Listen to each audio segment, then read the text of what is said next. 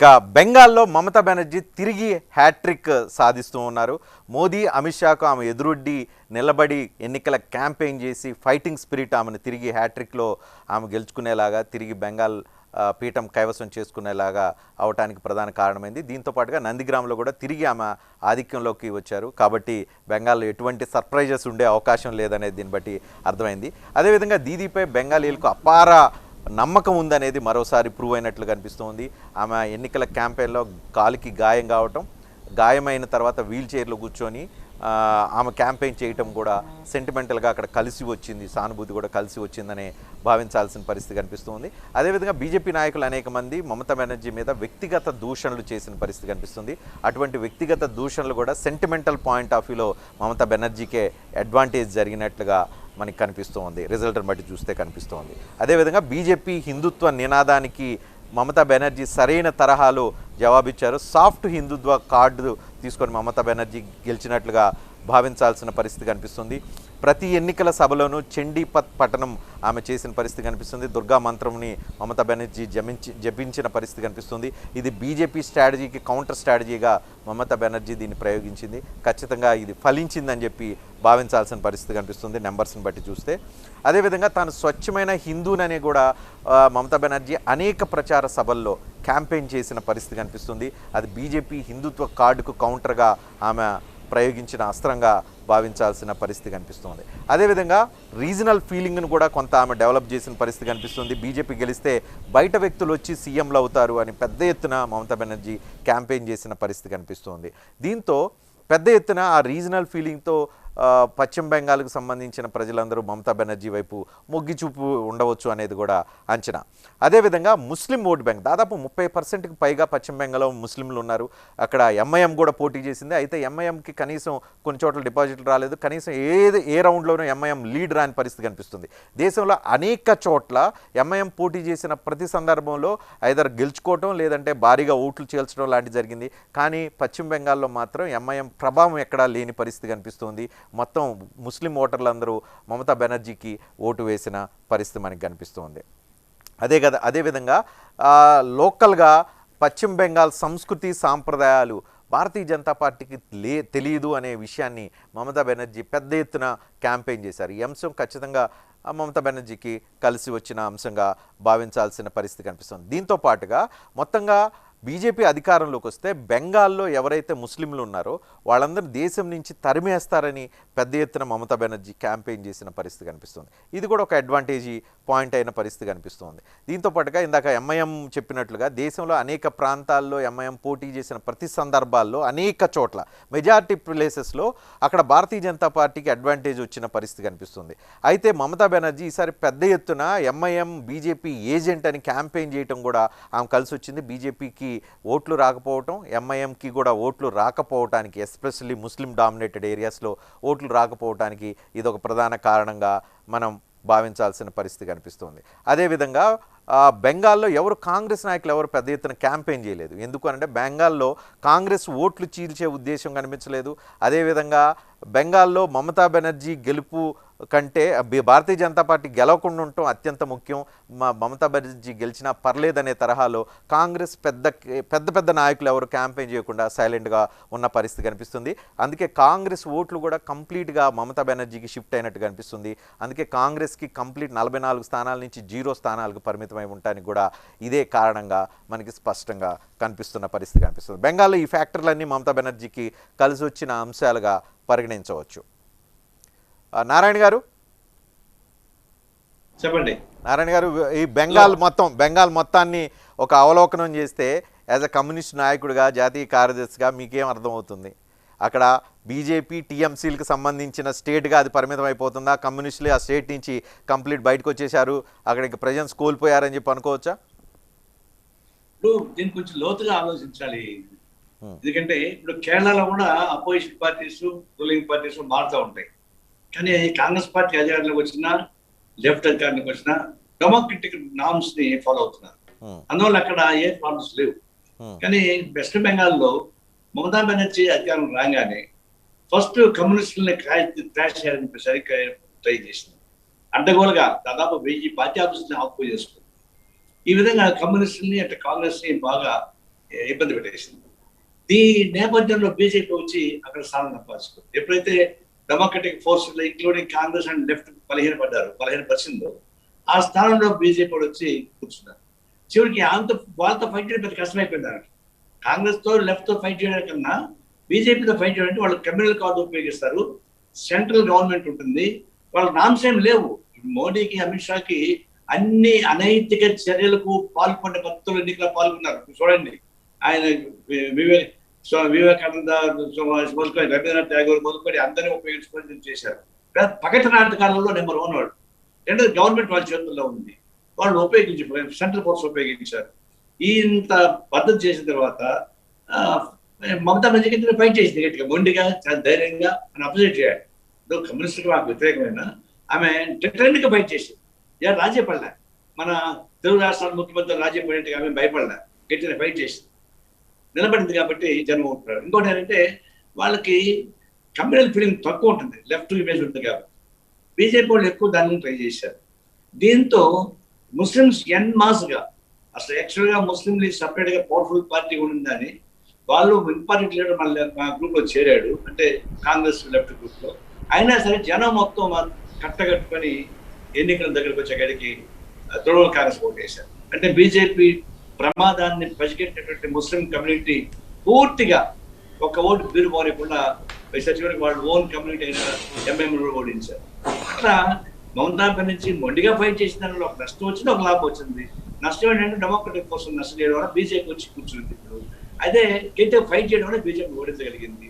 ఇంత ఎందుకు పోయినా ఆమె ప్రజాస్వామ్య పద్ధతిగా ఆలోచించుకుంటే ఇంత హడావుడి పడాల్సిన పని లేదు, ఇంత ఇబ్బంది పడాల్సిన పని లేదు. భవిష్యత్తులో కూడా నేను కమ్యూనిస్టుల భవిష్యత్తు గురించి అడుగుతున్నాను. ఓకే, వాళ్ళ భవిష్యత్తు గురించి క్లారిటీ ఉంది. బీజేపీకి నరేంద్ర మోడీ అవునన్నా కాదన్నా వాళ్ళకి పెద్ద దిక్కు. మమతా బెనర్జీ ఉంది, టీఎంసీ మళ్ళీ ఎదురొడ్డి నిలబడి గెలిచానని చెప్పుకోవడానికి ఉంది. వాట్ అబౌట్ కమ్యూనిస్టుల పరిస్థితి ఏంది? అక్కడ భవిష్యత్తు ఏంది? బెంగాల్ ఇంకా వదిలేసుకోవటమేనా? వాస్తవానికి దయనీయ పరిస్థితి కమ్యూనిస్టులు. ఎందుకంటే అన్నమాట కమ్యూనిస్టు మాకు కూడా ఒక సబ్జెక్ట్ వచ్చేసింది. ఎప్పుడైతే బీజేపీ బలంగా వస్తా ఉందో అప్పుడు బీజేపీ వ్యతిరేకమైన పరిస్థితుల్లో ఒక అవగాహన పెట్టుకోవడానికి మా వాళ్ళు ప్రయత్నిస్తారు, లెఫ్ట్ అసలు ప్రయత్నిస్తారు. మా వాళ్ళు మా చిన్న పార్టీ సిపిఎం పెద్ద పార్టీ, కానీ ఆ ప్రతిపాదన దగ్గర రాలేదు. నేను వెస్ట్ బెంగాల్ ఇన్ఛార్జ్ కొనాలి ట్రై చేశాను, అసలు ఆ మాట ఎత్తలేదు. భూషా పార్టీ ఒకసారి దాడులు చేస్తారు, రాజకీయాలు ఎప్పుడు కానీ పట్టుబడి ఉండాలి. బీజేపీ ప్రమాదం వస్తా ఉంది, మనం జాగ్రత్త చేసుకోవాలి, అంతా ఫైట్ చేసుకోవాలంటే ఆ విషయంలో కాంగ్రెస్ పార్టీని కొంచెం మెత్తపడింది, కానీ కమ్యూనిస్టుగా మేము మెత్తపడలేదు. అందులో మాకు నష్టం వచ్చి మాట వస్తుంది. భవిష్యత్తులో అయినా తప్పదు, భవిష్యత్తులో అయినా బీజేపీని ఆడ నిర్వహించాలంటే మళ్ళా మమతా బెనర్జీతో పాటు కాంగ్రెస్ లెఫ్ట్ కలిసి తప్ప దాన్ని ఓడిస్తే కష్టం. ఆ విషయంలో ఇంకా చాలా సీరియస్ చర్చ జరగాల. అందులో మా మధ్య ఇంకా ఎక్కువ చర్చ జరగాలి. నేను చెప్పిన ప్రతిపాదన అందులో ఆమోదించాలి కదా, ఆమోదించకపోతే భవిష్యత్తులో కూడా ఇంకా లెఫ్ట్కి ఇంకా నష్టం వస్తుంది. ఇప్పటికే చాలా తీవ్రంగా నష్టం వచ్చింది, వీళ్ళు పుంజుకుంటామన్న ప్రయత్నించలేకపోయింది. కాంగ్రెస్ లెఫ్ట్ కలిసి కూడా ముడిపోయే పరిస్థితి. కాబట్టి ఫైట్ నువ్వా నేను అనేటువంటి హోరహార ఫైట్ వచ్చింది. ఎప్పుడైతే నువ్వా నేను అనే ఫైట్ వచ్చినప్పుడు మూడో ఫ్రంట్ ఎగిరిపోతుంది, ఎంత పవర్ఫుల్ కూడా మూడో ఫ్రంట్ కనపడదు. ఆ పద్ధతుల్లోనే కాంగ్రెస్ లెఫ్ట్ తగ్గిపోయింది. అయినా భవిష్యత్తులో దీని తగ్గ పద్ధతులు, ఎందుకంటే బీజేపీ విషయాలు అదే విధంగా కొనసాగితే ప్రజానీకంలో వ్యతిరేకత వచ్చి తీరుతుంది, వ్యతిరేక ప్రయత్నం చేయాలి. అదే సందర్భంలో మమతా బెనర్జీ కూడా గుణపాఠం తెలుసుకొని తగిన పద్ధతుల్లో ప్రజాస్వామ్య సూత్రాలను అమలుపరిచే క్రమం వస్తే డెఫినెట్ గా బీజేపీకి వ్యతిరేకంగా ఒక అవగాహనతో కూడినటువంటి అవకాశం ఉంటుంది. లేకపోతే ఇంకా నష్టం వస్తుంది. ఆ నష్టం బెనిఫిట్ అయితే వాళ్ళే. ఈ టెన్షన్ పెరిగే కొంది ఆ టీఎంసీ బలపడుతుంది, అంటే బీజేపీ బలపడుతుంది, మరి కాంగ్రెస్ లెఫ్ట్ ఇంకా బలహీనపడుతుంది. అందులో వ్యూహంలో కొన్ని మార్పులు తీసుకోవాల్సిన అవసరం ఉంది, చర్చించుకోవాల్సిన అవసరం ఉంది. రైట్. పెంటపాటి పుల్లారావు గారు, ఓవరాల్గా మీరు ఫస్ట్ బెంగాల్ గురించి చెప్పండి. మీరు చూస్తున్నారు కదా, మళ్ళీ మమతా బెనర్జీకి ఎందుకు 204 స్థానాల్లో ఆయన తిరిగి పాత నెంబర్ని నిలబెట్టుకునే పరిస్థితి వచ్చిందంటే ఏమనుకోవాలి? ఎక్కడ ఎవరి స్ట్రాటజీలు ఫెయిల్ అయినాయి, ఎవరికి సక్సెస్ అయినాయి? ఎవరి స్ట్రాటజీస్ ఫెయిల్ అవ్వలేదు. 30% ముస్లిం ఓట్స్ స్పష్టంగా పూర్తిగా ఓట్ బెంగాల్ షిఫ్ట్ అవ్వండి. లాస్ట్ టైం 20% వచ్చినాయి అన్నారు. 30 ఓట్లలో 20 మమతా బెనర్జీకి వచ్చినాయి, 10 లెఫ్ట్ పార్టీస్ కాంగ్రెస్ 30 పక్కన కలిపి. ఇప్పుడు మనం చూడవలసింది ఏంటంటే బెంగాల్లో ఆమెకు వచ్చిన ఓట్లు 50%, 45%, 60%, మిగతా ఓట్లు ఎన్ని వచ్చాయి? ఇప్పుడు ఈవేళ తప్పకుండా మనం ఓవరాల్ పిక్చర్ చేస్తే బెంగాల్లో మార్పు లేదు, అస్సాంలో మార్పు లేదు, కేరళలో మార్పు లేదు. ఎలక్షన్లో పెద్ద మార్పు ఏం రాలేదు, డిఎంకే వచ్చింది. ఆ ఒక్క మార్పే తినాల. సో మమతా బెనర్జీకి ఇప్పుడు వచ్చిన పరిస్థితి ఏంటంటే రైజింగ్ బీజేపీ వ్యతిరేకంగా ఉన్నది. బీజేపీ 80 వచ్చినా 90 వచ్చినా 3 నుంచి ఇంత వచ్చామని చెప్తారు. వ్యతిరేకత వచ్చింది. లెఫ్ట్ పార్టీ కాంగ్రెస్ పార్టీ ఇంకా అక్కడ స్థానం లేనట్టుగా తగ్గిపోయారు కాబట్టి ఇంకా డైరెక్ట్ ఫైట్ అవుతుంది బీజేపీకి మమతా బెనర్జీ. అంటే పుల్లారావు గారు ఇక్కడ నేషనల్ పార్టీ క్రిటికల్ గా గనక మనం అనలైజ్ చేస్తే భారతీయ జనతా పార్టీ సర్వశక్తులు ఒడ్డింది. అది క్లియర్, స్పష్టంగా కనిపిస్తుంది. ఎందుకంటే మొత్తం యంత్రాంగం అంతా అక్కడే పనిచేసిన పరిస్థితి కనిపిస్తుంది. క్యాంపెయిన్ కూడా అదే పెద్ద తరహాలో జరిగింది. బీజేపీ నెంబర్ 1, నెంబర్ 2 అందరూ అక్కడే క్యాంపెయిన్, నెంబర్ 3, నెంబర్ 100 వరకు కూడా అందరూ అక్కడే క్యాంపెయిన్ చేశారు. మళ్ళీ 8 దశల్లో పోలింగ్ జరిగింది. 8 దశల్లో అంటే కంప్లీట్గా విడగొట్టేసి ఎన్నికలు క్లియర్ కట్గా 8 దశల్లో జరిగిన పరిస్థితి కనిపిస్తూ ఉంది. సో ఇన్ని జరిగినా మమతా బెనర్జీ మళ్ళీ రావటం ఏంటి అనేది కొంతమంది బీజేపీ నాయకులకి అర్థం కావట్లేదు. అది ఎలా జరిగి ఉండే అవకాశం ఉంది? వాళ్ళు over confidence, BJP over confidence. మేము సాధిస్తాం, ఎలక్షన్ గెలుస్తాం అని క్యాంపెయిన్ గా చెప్పుకోవాలి కదా. మేము ఏదో 80 తెస్తాం, 30 తెస్తాం, కేరళలో మార్క్ చేస్తాం అన్నట్టుగా కాదు కదా. తీవ్రమైన ఫైట్ ఇచ్చారు, ఆమె షేక్ చేశారు. నాయకులు, లోకల్ స్థానిక నాయకులు లేకపోయినా బయట నుంచి నాయకులు వచ్చి బలపరిచారు. ఎన్నిసార్లు మమతా బెనర్జీ అంటారు మళ్ళీ బయట వాళ్ళు వచ్చారు. ఇప్పుడు దాదాపు 100 ఎమ్మెల్యేలు అసెంబ్లీలో వాళ్ళ మొహాలు కనపడతాయి కదా. 3 ఎమ్మెల్యేల నుంచి 90, 80, 100 వరకు అవ్వారు కదా. సో అది క్రిటికల్ గా చూడాలంటే ఎస్ బీజేపీ లాస్, కానీ మమతా విక్టరీ ప్యూర్ విక్టరీ కాదు. ఎందుకంటే ఇప్పుడు ఫేస్ చేస్తుంది డైరెక్ట్ గా. ఆమె వచ్చే 5 సంవత్సరాల్లో కొన్ని స్టాండ్స్ తీసుకోవాలి. ఇప్పుడు హిందూస్ దుర్గా పూజ చేయను, లేకపోతే ఇన్ఫిల్ట్రేషన్ ఆఫ్ చేయను అంటారా లేదా? అప్పుడు బీజేపీకి అంత కష్టమైన పని కాదు. ఎందుకంటే బీజేపీ బలం అస్సాంలో, బెంగాల్లో, Bangladesh infiltration, minority vote banks పెరిగినాయి. 30 సంవత్సరాల క్రితం 20%, 15% ముస్లింలు ఉండేవారు వెస్ట్ బెంగాల్లో, 30 అవ్వారు. అస్సాంలో 37% అవ్వారు. సో దాని మీద ఆ ఇష్యూస్ తప్పవు, సిఏ తప్పదు, ఎన్పిఆర్ తప్పదు. బీజేపీకి ఇప్పుడు వచ్చిన ప్రాబ్లం ఏంటంటే ఈ కరోనా సమయంలో బయటికి రావాలి. 6 నెలలు పడుతుందా, 3 నెలలు పడుతుందా, 9 నెలలు పడుతుందా మన చేతిలో లేదు. సో పెద్ద మార్పు అనేది లేదు. ఈవేళ అస్సాంలో బీజేపీ గెలిచిందంటే వాళ్ళ పర్ఫార్మెన్స్ కాదు కదా. ఆ CA, national population register, Bangladesh. So west బెంగాల్లో కూడా ఇప్పుడు వచ్చే ఇష్యూ ఏమిటంటే బంగాళీలు ఇలా చేయరు, అలా చేయరు అంటే 80-90 మంది ఎమ్మెల్యేలు ఇచ్చారు కదా బీజేపీ. వాళ్ళు ఈవేళ కాంగ్రెస్ పార్టీ మాకేం అక్కర్లేదు, వాళ్ళకి ఓట్లు వేసామని చెప్పడం కరెక్ట్ కాదు కదా. అప్పుడు ఆమెతో మర్జ్ అయిపోవచ్చు కదా. ఎందుకు పెట్టారు క్యాండిడేట్స్? అందువల్ల పూర్తి షిఫ్ట్ అయిన ఓట్ బ్యాంక్ అక్కడికి. దాని ఇంపాక్ట్ ఏమొస్తుంది, ఇంపాక్ట్ ఎలాగుంటుంది, 2024కి ఎలాగొస్తుంది? సో ఓడిపోయినా బీజేపీ గెలుస్తుంది అనుకున్నది చాలా తక్కువ మంది అనుకున్నారు. మమతా బెనర్జీ సైజ్ తగ్గుతుంది అనుకున్నారు, కొంతవరకు తగ్గలేదు. ఇప్పుడు మనం చూడబోయేది, మీరు క్రిటికల్ గా అన్నారు కాబట్టి, ఎవరు వేసారు ఓటు వెస్ట్ బెంగాల్లో? ఎక్కడ వేసారు? కలకటాలో వేసారా? కలకటాలో 110 ఓట్లు ఉన్నాయి గ్రేటర్ కలకటాలో ఎమ్మెల్యేలు. అక్కడి నుంచి 80 వచ్చినాయా, 90 వచ్చినాయా అంటే మనకు తెలుస్తుంది. కొద్దిగా అనాలిసిస్ చేశాక బలహీనాలు, బలాలు. ఎస్ బీజేపీకి నాయకత్వం లేదు. మోడీ గారు వెళ్ళి బ్రహ్మాండమైన క్యాంపెయిన్ చేశారు, ఆయన స్పీచెస్ స్వీకరించారు, లేకపోతే ఓట్లు రావు కదా. సో మనం అనుకునేది, చూసేది ఏంటంటే వెస్ట్ బెంగాల్లో ఏదో 2019లో పార్లమెంట్ ఎలక్షన్ మోడీ గారికి వేశారు, ఆయన మోహన్ చూశారు అన్నారు, ఇక్కడ ఏరు అన్నారు. అది కరెక్ట్ కాదైపోయింది కదా. ఒక 90 మంది ఎమ్మెల్యేలు వచ్చారంటే పెద్ద పునాది. పుల్లారావు గారు, గతంలో మూడు అసెంబ్లీ స్థానాలు ఉంటేనే బీజేపీ రచ్చ చేసింది బెంగాల్లో. ఇప్పుడు వాళ్ళకి దాదాపు 80 పైన 80-86 వచ్చేట్టు కనిపిస్తున్నాయి. 90 లోపల, 80 నుంచి 90 లోపల వచ్చే అవకాశం కనిపిస్తుంది. రాబోయే రోజుల్లో బెంగాల్ రాజకీయం ఎలా ఉండే అవకాశం ఉంది? మమతా బెనర్జీ కూడా ఖాళీగా ఉండదు, ఆమె కూడా చాలా యాక్టివ్, సూపర్ యాక్టివ్. ఎన్నికల క్యాంపెయిన్లో చూసాము ఈ ఇద్దరి మధ్య ఎలాంటి ఫైట్ జరిగిందో. రాబోయే రోజుల్లో ఈ ఇద్దరి మధ్య బెంగాల్లో పోరు, రోజువారీ రాజకీయం నడిపే అవకాశం కనిపిస్తుందా? పూర్తిగా కాన్స్టెంట్ ఫైట్ ఉంటుంది, కాన్స్టెంట్ పాలిటిక్స్ ఉంటాయి. బెంగాల్ నుంచి మంత్రులు తీసుకుంటారు బీజేపీ, బలపరుస్తారు. ఇప్పుడు వరకు బెంగాల్ నుంచి ఒక మినిస్టర్ ఆఫ్ స్టేటే ఉన్నాడు, 18 మంది లోక్సభ ఎంపీలు ఉన్నారు. తప్పకుండా బలపరుస్తారు, వాళ్ళు ఫోర్స్ఫుల్ గా అటాక్ చేస్తారు. మమతా బెనర్జీకి అందరూ సాయం చేస్తారు. ఎక్కడో శరద్ పవార్ వచ్చి ఏం సాయం చేస్తాడు, నేనే సాయం చేస్తా. ఆవు బలం మీద ఆమె ఆధారపడాలి. ఇప్పుడు ఆమెకు ఓట్ బ్యాంకు పాలిటిక్స్ లో ఉన్నది కాబట్టి మిగతా సెక్షన్స్ కి బాధ లేకుండా చేయాలి, మంచి వ్యవహారం చేయాలి, వాళ్ళు మంచి స్కీమ్స్ పెట్టాలి. దాదాపు 50-60 వేల కోట్ల రూపాయలు రైతులకు అందనివ్వకుండా చేసినప్పుడు ఒప్పుకుంటారా అందించడానికి? ఆయన పద్ధతి మార్చుకుంటారా లేదా? మీరు స్పష్టంగా చూడవలసింది ఏంటంటే డైలీ అల్లరి కావాలా, లేకపోతే నవీన్ పట్నాయక్ లాగా నిశ్శబ్దంగా అలా 30 సంవత్సరాలు పరిపాలించుకుంటారా? ఆ ప్రశ్న కూడా మరి మమతా బెనర్జీకి వస్తుంది. మమతా బెనర్జీ ఆ పద్ధతి మార్చుకుంటాది అనుకుంటున్నా నేను. ఏదో బెంగాల్లో వాడి దేశమంతా తిరిగి నాయకురాలు అయిపోతాం అనుకుంటుందా? నేను అనుకోవట్లేదు. అక్కడ స్థిరపడే పరిస్థితి ఆమె మాత్రం మొదలు చూసుకుంటారు. చాలా షేకప్ అయింది, చాలా కష్టపడింది, ఎలక్షన్ లో అదృష్టంగా కలిసి వచ్చింది. సో బీజేపీ రేపు మాపు వెళ్ళిపోయే పార్టీ కాదు కదా, ఒక వ్యక్తి మీద ఆధారపడే పార్టీ కాదు కనుక అలాగా వాళ్ళ టాక్టిక్స్ ఏముంటాయి, వాళ్ళు ఏం చేస్తారు, నాయకత్వం మారుస్తారా, కొత్త సెక్షన్స్ తీసుకొస్తారా మనం చూడాలి. కానీ బీజేపీకి ప్రాబ్లం ఏంటంటే 70% హిందువులు ఉన్నారు, 30% ముస్లిమ్స్ ఉన్నారు. సో 70%లో బీజేపీకి 45-50% కావాలి. సో అది పెద్ద ప్రాబ్లం. కానీ అది బీజేపీ ట్యాకిల్ చేయడానికి ఏం చేస్తారు మనం చూడాలి. అస్సాంలో కూడా జరిగినట్టుగా జరుగుతాయి, సమయం పడతాయి. 2011 నుంచి 2021 ఇంతవరకు వచ్చారు. లాంగ్ టర్మ్ లో ప్రోగ్రెస్ అవుతున్నాం కనుక అనుకుంటారు, ఈసారి ఫెయిల్ అవ్వారు. కానీ ఆమెకు స్కేర్ ఇచ్చారు.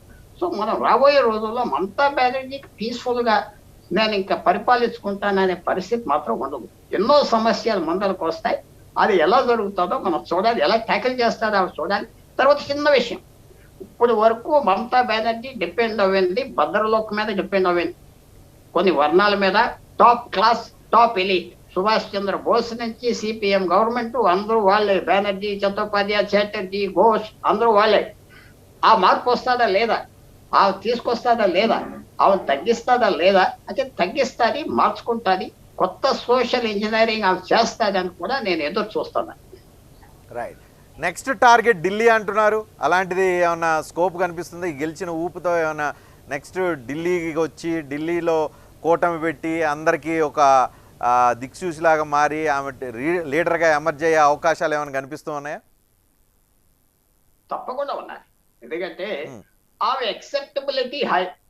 ఆమె కాంగ్రెస్ పార్టీ, రాహుల్ గాంధీ కూడా ఎక్సెప్టబిలిటీ, ఎందుకంటే కాంగ్రెస్ కొద్దిగా వెనక్కి వెళ్ళిపోయింది కేరళలో, అస్సాంలో ఓడిపోవడం వల్ల. మమతా బెనర్జీ అంటే అందరికీ ఎస్.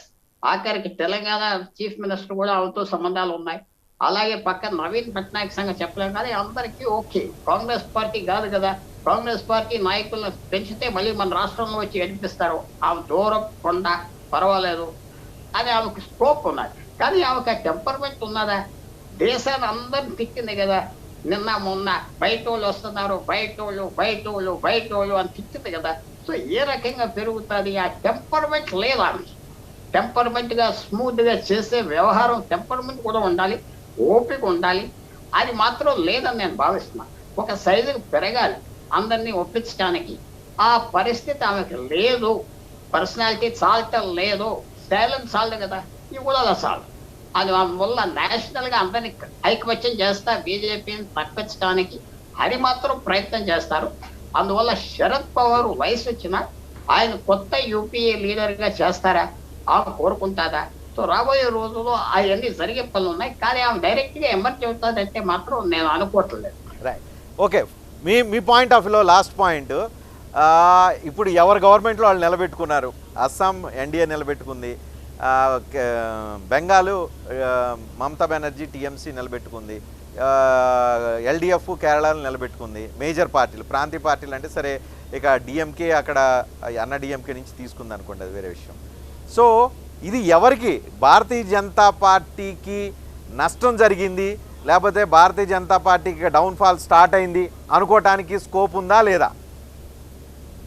అస్సలు లేదు. అస్సాంలో ఓడిపోయి ఉంటే మనం అందరం అనుకోవచ్చు, ఎందుకంటే అస్సాం బెంగాల్ లాంటి రాష్ట్రం. అస్సాం క్యాప్చర్ చేసుకున్నారు, కేరళలో కొద్దిగా ప్రెజెన్స్ పెరిగారు, తమిళనాడులో అనుకున్నట్టుగా ఏడీఎంకే పోలేదు కదా, దాదాపు 100 సీట్లు వచ్చినాయి అంటే స్టాలిన్ చేసిన హడావిడి ఫెయిల్ అవ్వదు కదా. తర్వాత బెంగాల్లో ఎస్టాబ్లిష్ అవ్వాలి. బీజేపీకి విక్టరీ కాకపోయినా ఫెయిలియర్ కాదు. చాలా విశేషంగా మీరు క్యాంపెయిన్ చూస్తే ఎంత విశేషంగా చేశారు బెంగాల్లో, అది మనకు ఒక లెసన్ పాలిటిక్స్లో. అది ఆ స్టైలు, ఆ టోను అస్సాంలో చేశారు, ఇక్కడ చేశారు. ఎక్కడో గుజరాత్ నుంచి 7 సంవత్సరాల క్రితం వరకు నేషనల్ స్టేజ్లో మోడీ, అమిత్ షా, నడ్డా, హిమాచల్ ప్రదేశ్ నుంచి ఇలాంటి 3 వ్యక్తులు వచ్చి వాళ్ళు పనిచేస్తున్నారంటే ఒక స్పెషల్గా మనం ఆలోచిస్తాం. నేషనల్ లీడర్స్ కాదు కదా, 7 సంవత్సరాల వరకు వాళ్ళు ఎమ్మెల్యేలే. Modi MLA, Nadda MLA, Amit Shah MLA. అలాంటి వాళ్ళు డామినేట్ చేస్తారు దేశం పాలిటిక్స్ అంటే మనం అందరూ ఆలోచించుకోవాలి. వాళ్ళు అంత సింపుల్ గా తగ్గే పని లేదు, ఎందుకంటే ఒక ఐడియాలజీ మీద వెళ్తున్నారు. తర్వాత ఇంకో విషయం ఏంటంటే కోఆప్షన్. ఎవరైనా బలంగా ఉంటే తీసుకోవడానికి రెడీ. సువేందవునే, మీరవనే, నేనవనే, బలంగా ఉంటే కబాన్ మాతో ప్రయాణం చేయి. సో అది కొత్త విషయంలో అంత ఈజీగా సింపుల్ గా ఏమి జరిగినట్టుగా నేను భావిస్తున్నాను. ఇప్పుడు తమిళనాడులో కష్టపడతారు. అందుకంటే మీరు ముఖ్యం ఏంటంటే ఆంధ్ర, తెలంగాణ వదిలేస్తారంటే ప్రయత్నాలు పెరుగుతాయి. ప్రస్తుతం వాళ్ళకి అంత ఇంట్రెస్ట్ ఉన్నదో చూడాలి. ఇంకా 3 సంవత్సరాలు టైం ఉన్నది కాబట్టి ఇక్కడ కూడా ఫుల్ ఫోర్స్ తో వస్తారా, ఆ కొత్త నాయకత్వం తీసుకొస్తారా సో మీరు కరెక్ట్ పాయింట్ టచ్ చేశారు. ఇప్పుడు ఓకే, బీజేపీ తెలంగాణలో చాలా అగ్రెసివ్గా ముందుకెళ్ళాలని చెప్పి అనుకుంటూ ఉంది. పశ్చిమ బెంగాల్ కనుక ఎగ్జాంపుల్ కింద తీసుకుంటే ఫైటింగ్ స్పిరిట్ అంటే బీజేపీకి ఎదురొడ్డి నిలబడితే గట్టిగా మనం తిరిగి అధికారంలో రావచ్చని మమతా బెనర్జీ ఇచ్చిన ఇన్స్పిరేషన్ ఇక్కడ ఉన్న టీఆర్ఎస్కి ఏమన్నా పనికొచ్చే అవకాశం ఉన్నా, లెసన్స్ ఏమైనా పనికొచ్చే అవకాశం ఉంటుందా? కష్టం. ఎందుకంటే తెలంగాణలో ఉన్న సోషల్ ఈక్వేషన్స్ వేరు. తెలంగాణ చిన్న రాష్ట్రం, 119 ఎమ్మెల్యేలు. ఆంధ్ర కొద్దిగా ఇంక పెద్ద రాష్ట్రం. బెంగాల్ పెద్ద రాష్ట్రం, 300 ఎమ్మెల్యేలు, పెద్ద ఏరియా. సో చిన్న రాష్ట్రాల్లో అటాక్ చేయటం చాలా ఈజీ బీజేపీ. ఎందుకంటే వాళ్ళ స్టైల్లో చెప్తున్నాను, కొత్త లీడర్స్ తీసుకోవడానికి రెడీగా ఉన్నారు. ఎవరైనా బలంగా ఉన్నారంటే కమాన్ అంటున్నారు. సో అందువల్ల తెలంగాణలో ఆయన పరిపాలన ఇంప్రూవ్ చేసుకుంటే ఏం అక్కర్లేదు. పరిపాలన 10 సంవత్సరాల తర్వాత సేమ్ స్టైల్గా వెళ్తే కష్టం. సో తెలంగాణ విషయంలో బీజేపీకి వాళ్ళు ఉన్న నాయకులతో నాకు తగ్గువద్దు, సరిపడతలేదని నేను భావిస్తున్నా. పెద్దవాళ్ళని తెచ్చుకోవాలి, కొత్త వాళ్ళని తెచ్చుకోవాలి, కొత్త రక్తం తెచ్చుకోవాలి.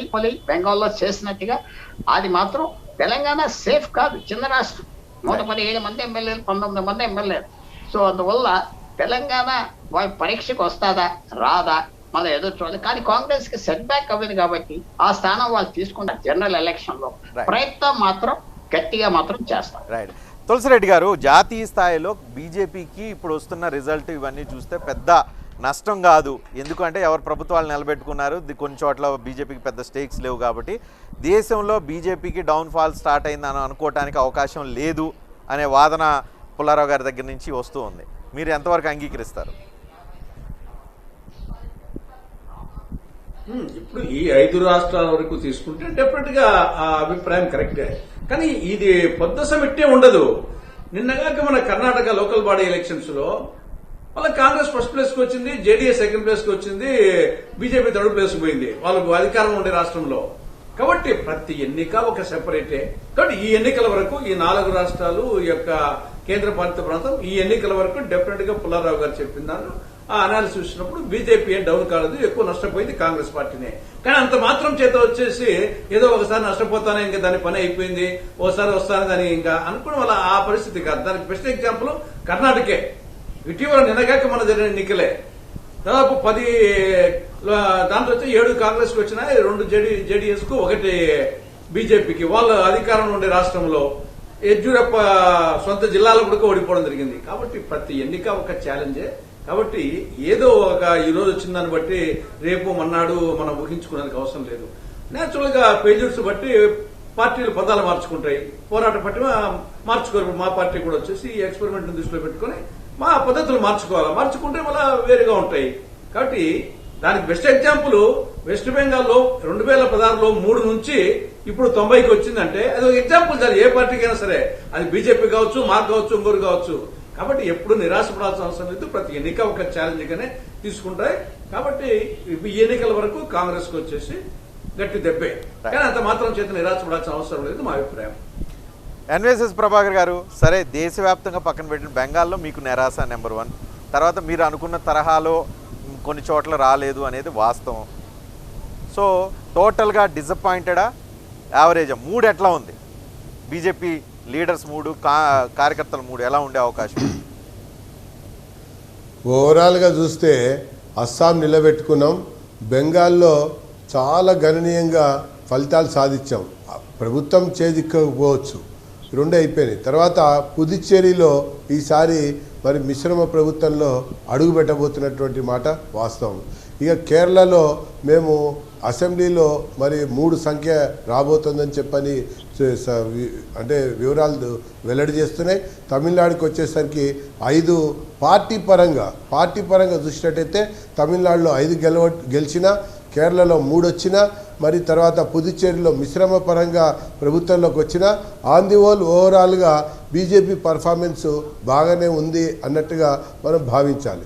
పోతే ఇక దేశవ్యాప్తంగా ఏం జరుగుతోంది అన్నటువంటి రాజకీయాలు కనుక ఆలోచించినట్టయితే ఇతర రాష్ట్రాల్లో కూడా అంటే బీజేపీ అధికారంలో ఉన్నటువంటి రాష్ట్రాలు, బీజేపీ బలపడుతున్నటువంటి రాష్ట్రాలు దక్షిణాదిన చూసినట్టయితే స్థానిక నాయకత్వం కూడా బలం పెంచుకోవాలి.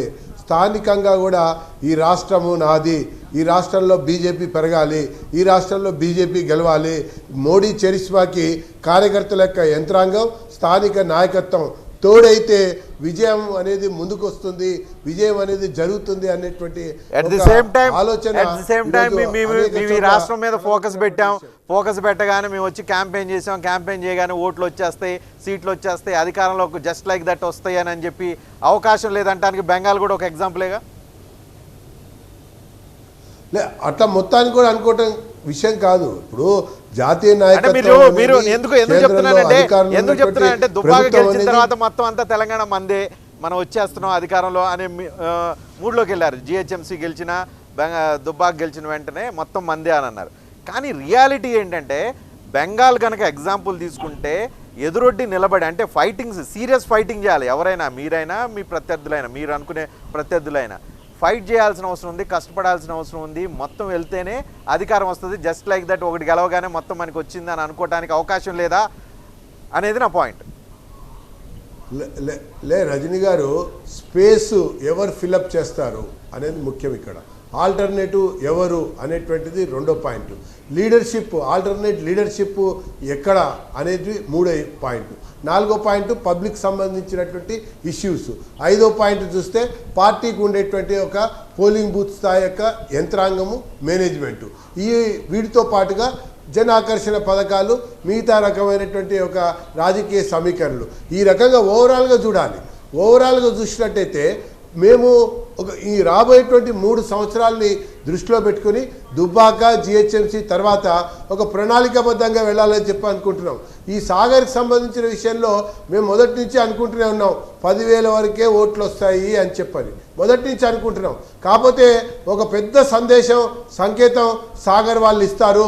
జానారెడ్డి లాంటి ముఖ్యమంత్రి స్థాయి అభ్యర్థిని ఘోరంగా ఓడగొట్టి కాంగ్రెస్కి అవకాశం లేదు, కాంగ్రెస్కి స్కోప్ లేదు అనేటువంటి సంకేతం ఇస్తారు. కాబట్టి ఆ గ్యాప్ మొత్తాన్ని కూడా ప్రతి నియోజకవర్గంలో కూడా మేమే ఫిలప్ చేసుకుంటూ రావాలి అన్నటువంటి ఒక విషయంగా మేము పరిగణలోకి తీసుకున్నాం. ఇకపోతే పాత నల్గొండ జిల్లాలో కమ్యూనిస్ట్ పార్టీలు ఎంతో అంత బలమైనటువంటి ఒక పార్టీలు నల్గొండ జిల్లాలో.